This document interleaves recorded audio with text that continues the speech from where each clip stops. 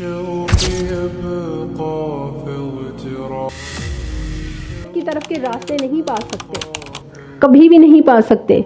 آپ کس کمائی کو کہاں لگا رہے ہیں آپ کو سب پتا ہے، آپ سب جانتے ہیں۔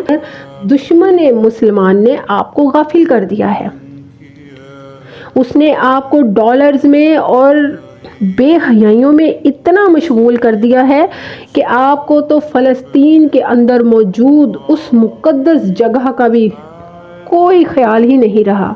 افسوس ہے ان عورتوں پر جو ڈالرز کی خاطر ایسے مردوں کے سامنے بیٹھ کر اپنے آپ کو ذلیل کرواتی ہیں، اور حد افسوس ہے ایسے مردوں پر جو ڈالر کے لیے اپنی ماؤں بہنوں جیسی بیٹیوں جیسی عورتوں کو ذلیل کر رہے ہوتے ہیں۔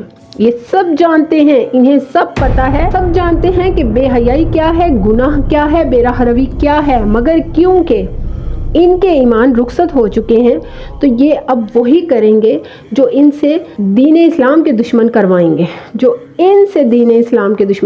گے، اور یہ وہی کریں گے، اور یہ وہی کر رہے ہیں۔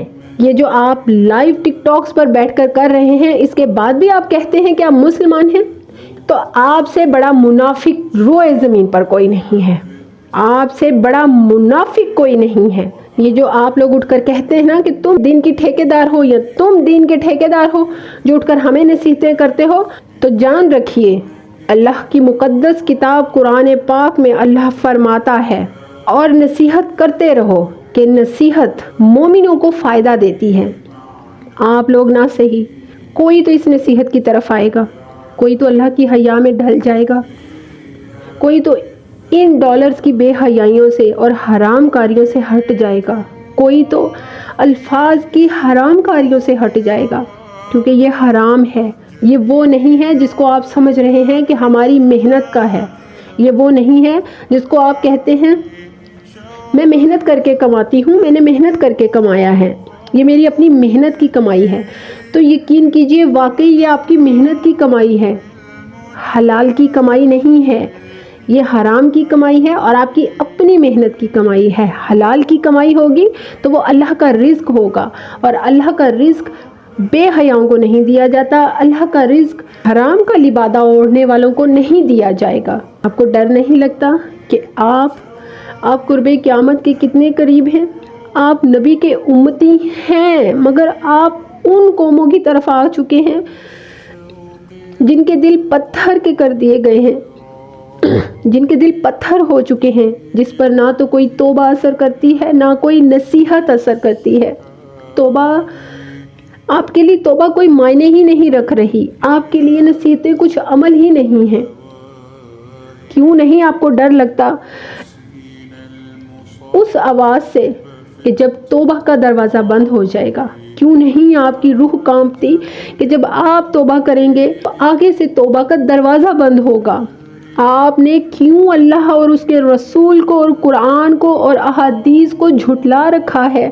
آپ کو کیوں خوف نہیں ہے؟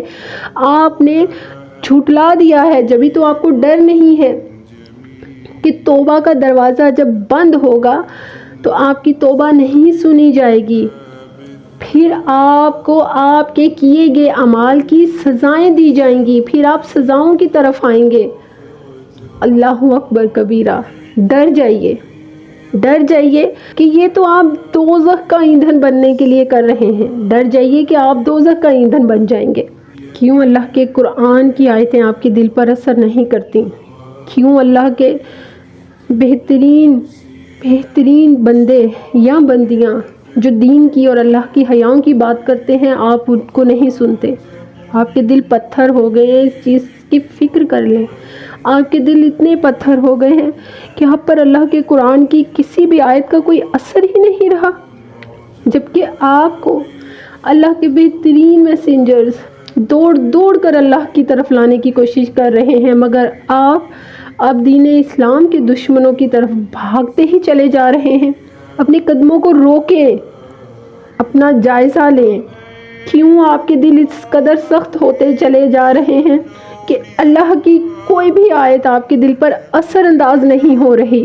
اللہ کی کوئی بھی آیت آپ پر اثر نہیں کر رہی. آپ کو کوئی نیکی کی طرف بلا رہا ہے, آپ کو کوئی اللہ کی طرف راغب کر رہا ہے, آپ کو کوئی قرآن جیسے رہنما سے جوڑنے کی کوشش کر رہا ہے, اور پھر بھی آپ اس کی بات کو کوئی اہمیت نہیں دے رہے, تو خدا را غور و فکر کر لیں کہ آپ کا دل پتھر ہے, اور ڈر جائیں کہ پتھر دلوں پر اللہ کی آیتوں کا اثر نہیں ہوتا. غور و فکر کریں, آپ کے دل جو پتھر بن چکے ہیں وہ ان پتھروں کی فہرست میں آ جائیں جن کے بارے میں اللہ قرآن میں فرماتا ہے کہ وہ پتھر جو ٹوٹ جائیں اور اس میں سے چشمے پھوٹ پڑیں. خدا را ان پتھروں میں آ جائیے, خدا را اپنے آپ کو اللہ کی طرف لائیے. خدا را غور و فکر کریں, آپ کے دل پتھر کے ہو گئے ہیں, کیوں ہو گئے ہیں؟ خدا را رو پڑیں اپنے اللہ کی بارگاہ میں کہ اے اللہ میں تیری طرف لوٹ آئی ہوں, اے اللہ میں تیری طرف لوٹ آیا ہوں, مجھے معاف کر دے اس سے پہلے کہ توبہ کا دروازہ بند ہو.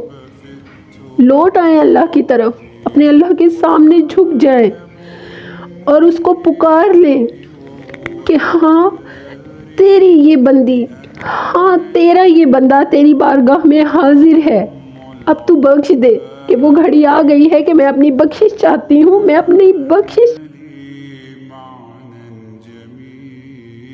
خدا را اپنے دلوں کو زنگ آلود ہو کر پتھر بننے سے بچائیں, ہٹ جائیں ان بے حیائیوں سے, دور ہو جائیں ان بے حیائیوں سے. بہرحال ان بے حیائیوں پر بیٹھنے والے حکمران یہ حکمران ہی ہے جو آپ لوگوں کے ساتھ اتنی حرام گفتگو کر کے آپ کو اس کے بدلے میں دولت و شہرت دے رہے ہیں. ان لوگوں سے بچ جائیے, ان لوگوں سے بچ جائیے کہ یہ سراسر خسارہ ہیں, ان لوگوں سے بچ جائیے کہ یہ سراسر آپ کو دوزخ کی طرف لے کے جا رہے ہیں. خدا را اپنے اللہ کی بارگاہ میں پلٹ آئیے, جائیے اپنے اللہ کے بہترین اور حیادار کہ آپ پھر بے حیا نہ رہیں. بن جائیے اپنے اللہ کے اس طرح کہ آپ وہ نہ رہیں جو آپ کو زمانے کے, جو آپ کو اسلام کے دشمنوں نے بنا دیا. آپ اپنے اللہ کے بن جائیے اس طرح کہ آپ میں بے حیائیاں باقی نہ رہیں اور آپ اپنے اللہ کی حیاؤں کے ساتھ جڑ جائیں. ایسے بن جائیے, خدا را ایسے بن جائیے. ڈر جائیں کہ آپ پر قرآن کے الفاظ اثر نہیں کر رہے, ڈر جائیں کہ آپ خود کو جس نبی کا امتی کہتے ہیں اس نبی کے الفاظ آپ پر اثر نہیں کر رہے. خدا را ڈر جائیں. اللہ کا واسطہ ہے پیسوں کے لیے اپنے ایمان کو مت بیچیں, اللہ کا واسطہ ہے پیسے کی خاطر اپنی حیاؤں کو مت بیچیں, اللہ کا واسطہ ہے ان چند ڈالرز کی خاطر اپنے ایمان کو اور اپنے دین کو اس طرح رسوا مت کریں. یہ اللہ کا دین ہے, اس نے اپنے دین کی حفاظت خود کرنی ہے. یہ نہ ہو کہ آپ اس کے دین کو جس طرح سے بدنام کرنے پر آئے ہوئے ہیں وہ آپ کو رسوا کرنے پر آئے تو آپ زمانے میں کہیں کے بھی نہ رہیں, کہیں کے بھی نہ رہیں. مسلمانوں کی قدریں, مسلمانوں کے اخلاق, مسلمانوں کی حیائیں, مسلمانوں کے پردے, مسلمانوں کے مردوں کی پرہیزگاریاں, مسلمان عورتوں کی پاکیزگیاں, آپ نے وہ سب بیچ ڈالی صرف پیسے کی خاطر. پیسے کے لیے آپ اللہ کی دی گئی ان بہترین خوبصورتیوں اور نعمتوں کی اتنی ناقدری کر رہے ہیں, اتنی ناقدری کر رہے ہیں. اگر آپ ایمان والے ہیں تو آپ کا ایمان کبھی بھی یہ گوارا نہیں کرے گا کہ آپ بے حیائیوں کے لیے اللہ اور اس کے رسول کا معاذ اللہ مذاق بنانے والوں سے دولت حاصل کریں. اگر آپ میں ذرا سی بھی اپنی حیاؤں کی غیرت باقی ہے تو اللہ کی طرف آ جائیے کہ آپ کا رب بہرحال اپنے بندوں کو بخشنے کے لیے ہر بہانے دیتا ہے. میں صرف چند ایک ویڈیوز لائیو ٹک ٹاک کی نہیں دیکھ پائی. میری نظر کو یا مجھے یا میرے دل کو, میرے ایمان کو یہ چیزیں گوارا ہی نہیں گزری, تو پھر آپ مسلمان ہو کر وہ سب کچھ کیسے کر رہے ہیں؟ آپ کیسے کر سکتے ہیں؟ آپ نہیں کر سکتے. اگر آپ نبی کے امتی ہیں, اگر آپ ایمان والے ہیں تو باز آ جائیے ان بے حیائیوں سے. خدا کے لیے اپنے آپ کو ان بے حیائیوں سے دور کر لیں. یہ اتنی بڑی زیادتی مت کریں نئی نسلوں کے ساتھ. آپ یہ بہت بڑی زیادتی کر رہے ہیں نئی نسلوں کے ساتھ، اور یقین کریے اللہ زیادتی کرنے والوں کو پسند نہیں کرتا۔ خدا کا واسطہ ہے ان نئی نسلوں پر زیادتی مت کریے، مت کریے۔ یہ نئی نسلیں اگر اتنی بے حیائیوں میں اپنا ہوش سنبھالیں گی تو یقین کیجئے مت کیجئے ایسے۔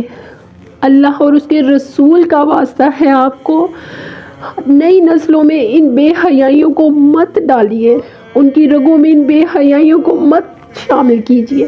نئی نسلیں جو چھوٹے چھوٹے بچوں کے پاس بھی موبائلز ہیں، وہ یہ سب کچھ دیکھ کے کیا سیکھیں گے، اور بڑے ہو کر وہ معاشرے میں کیا کردار ادا کریں گے، معاشرے کو وہ کیا بنا دیں گے۔ ان کے اندر ایمان کو، نئی نسل کو ایمان سے دور مت کیجئے، اس نئی نسل کو حیاؤں سے دور مت کیجئے۔ آپ کو اللہ اور اس کے رسول کا واسطہ ہے، مت کیجئے ایسے۔ نئی نسلوں کے ساتھ یہ زیادتی مت کریں، یہ وہ زیادتی ہے جس کی سزا آپ کو سخت سے سخت دی جائے گی۔ اور ایسا نہ ہو کہ جب آپ توبہ کرنا چاہیں تو توبہ کے دروازے ہی بند کر دیے جائیں، یہ سوچ کر آپ جلدی اللہ کی طرف توبہ کر لیں کہ کہیں توبہ کے دروازے بند نہ کر دیے جائیں۔ اللہ سبحانہ وتعالی ہم سب کو اپنی بہترین حیاؤں سے جوڑے، ایمان کو بہترین طریقے سے اور اللہ کی رضا کے مطابق پالیں۔ مجھے دعاؤں میں یاد رکھیے گا۔ جزاک اللہ خیر و بارک اللہ فیک۔